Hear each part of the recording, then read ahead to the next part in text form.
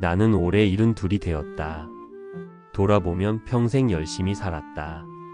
남들처럼 크게 잘난 건 없지만 아내와 함께 성실히 일했고 자식 하나 반듯하게 키웠다.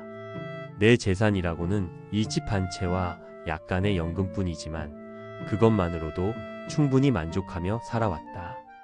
아내가 세상을 떠난 뒤로는 더더욱 이 집이 내 전부가 되었다. 내 삶의 기억이 깃든 곳, 내가 버틴 세월이 켜켜이 쌓여 있는 곳. 그래서 나는 내 집을 자랑스럽게 여겼다. 내 노후는 이 집이 지켜줄 거라고 믿어 의심치 않았다. 그런데 어느 날 우편함을 열었다가 내 삶은 송두리째 흔들리기 시작했다. 은행에서 온 편지가 있었다. 나는 대수롭지 않게 봉투를 뜯었다. 그런데 눈에 들어온 단어에 숨이 멎었다. 담보, 연체, 경고. 나는 내 집을 담보로 대출을 받은 적이 없었다. 하지만 서류에는 분명 내 집이 담보로 잡혀 있다고 적혀 있었다. 순간 눈앞이 핑 돌았다. 손이 떨리고 입이 바싹 말랐다. 내가 알던 세상이 무너지는 듯 했다. 다음날 아침 은행으로 달려갔다. 직원은 차분한 목소리로 말했다. 박 선생님, 이 집은 이미 아드님 명의 대출에 담보로 잡혀 있습니다. 여기 도장도 찍혀 있네요. 나는 얼어붙었다. 내 도장이었다. 하지만 나는 그 도장을 찍은 적이 없다. 이건 위조요. 난 그런 서류에 도장 찍은 적이 없어. 내 목소리는 떨리고 은행 안은 순간 정적에 휩싸였다. 나는 곧장 아들 집으로 갔다. 문을 열자 며느리가 인상을 찌푸렸다. 아버님, 무슨 일로 이렇게 갑자기 오셨어요? 나는 대꾸하지 않고 곧장 아들을 불렀다. 야, 이놈아. 내가 내 집을 담보로 잡았다는 게 사실이냐? 아들은 한동안 침묵하더니 결국 입을 열었다. 아버지, 곧 다 갚을 수 있습니다. 사업 때문에 잠깐 돈이 필요했어요. 나는 눈앞이 캄캄해졌다.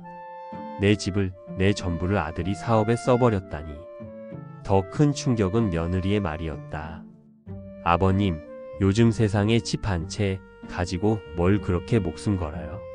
그냥 좀 이해해 주세요. 그 말에 나는 치를 떨었다. 평생 땀 흘려 지켜온 내 전부를 이렇게 하찮게 여긴단 말인가. 며칠 동안 집을 나와 친구 집에 머물렀다. 밤마다 잠을 이룰 수 없었다. 내가 도대체 뭘 잘못 키운 걸까? 어떻게 아들이 아비를 속이고 집까지 담보로 잡을 수 있지? 그렇게 며칠을 지내던 중 손주 녀석이 나를 찾아왔다. 할아버지, 아빠 때문에 속상하시죠? 근데 아빠가 사실은...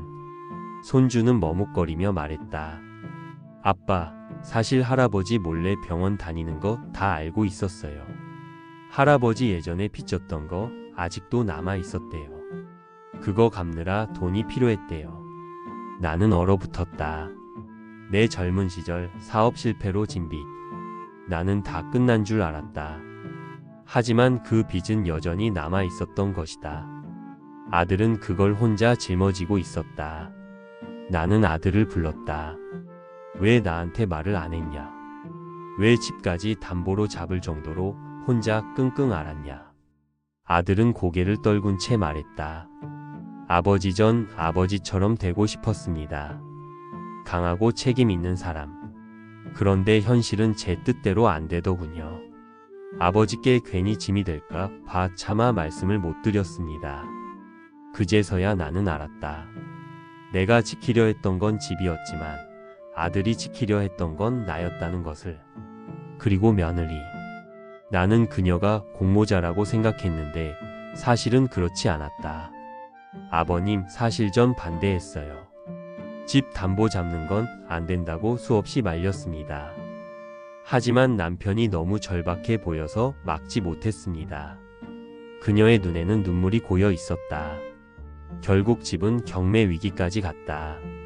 나는 완전히 절망했다. 그런데 뜻밖에도 도움의 손길이 찾아왔다. 예전에 내가 가르쳤던 제자가 나를 찾아온 것이다. 선생님, 그때 저에게 빌려주신 돈 덕분에 제가 지금 여기까지 왔습니다. 이제 제가 갚을 차례입니다. 그 제자의 도움으로 위기를 가까스로 넘길 수 있었다. 나는 그제야 깨달았다. 재산보다 중요한 건 집보다 귀한 건 결국 사람과 사람 사이의 신뢰라는 것을 나는 아들에게 말했다. 이제는 내가 아니라 나를 위해 나답게 살겠다.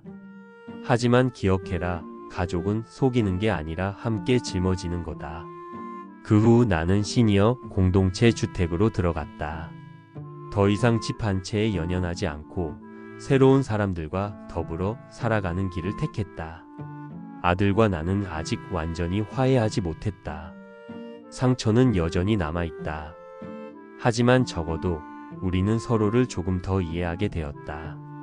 그리고 나는 지금 이렇게 내 이야기를 들려주고 있다. 혹시 내 나이 또래의 누군가가 이걸 듣는다면 꼭 전하고 싶다.